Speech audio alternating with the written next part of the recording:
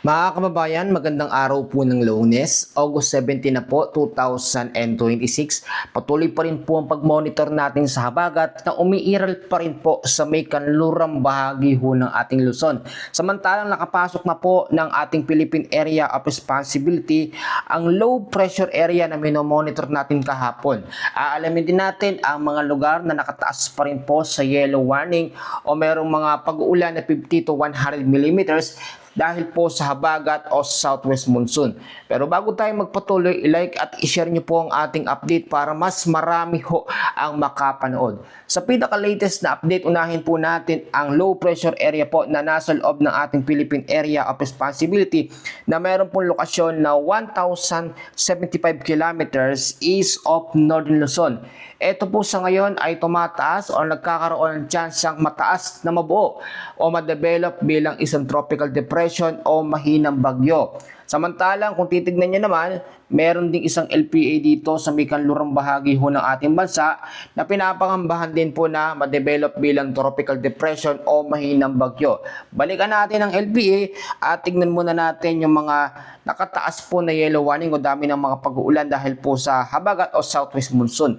Sa tinatawag po natin na forecast weather condition, sa area pa rin po ng Ilocos Sur, La Union, kasama ho ang Pangasinan, kasama ang Zambales at Bataan dahil pa rin po sa pag-iral ng habagat ay makakaranas po ng cloudy skies with scattered rains and thunderstorms lalo na ho sa hapon at sa gabi.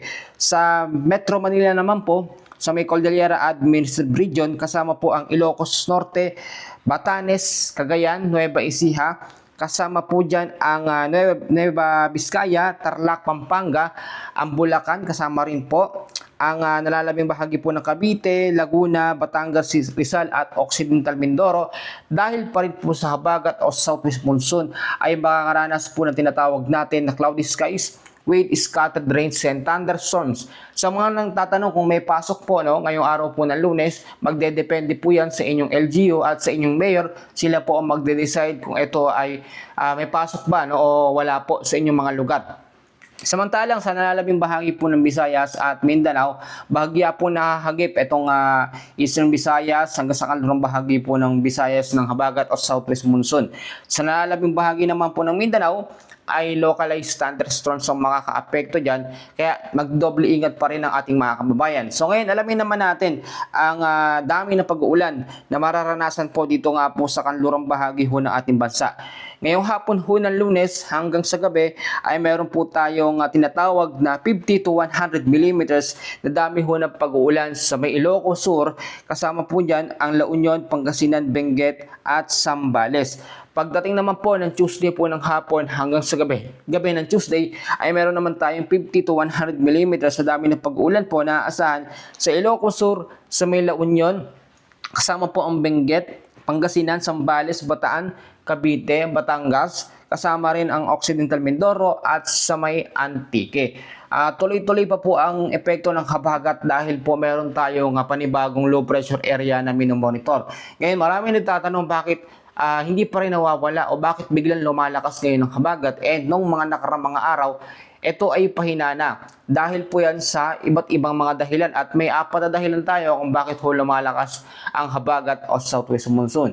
Unang-unang, habagat po ay steady lamang siya nakaraan hindi siya ganoon kalakas. Pero dahil nga po may mga bagyo na buo sa labas ng ating par, nakatulong at nakaapekto yun para muling matrigger ang habagat. Pangalawa, dahil sa mga LPA na nade-develop sa loob at sa labas ng ating Philippine Area of Responsibility.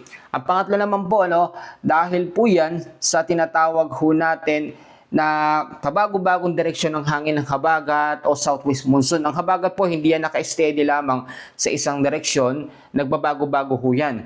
The more na nagbabago ang direksyon ho niya at nagkakaroon ng sirkulasyon, bumubugso ho yan at naapektuhan yung mga lugar.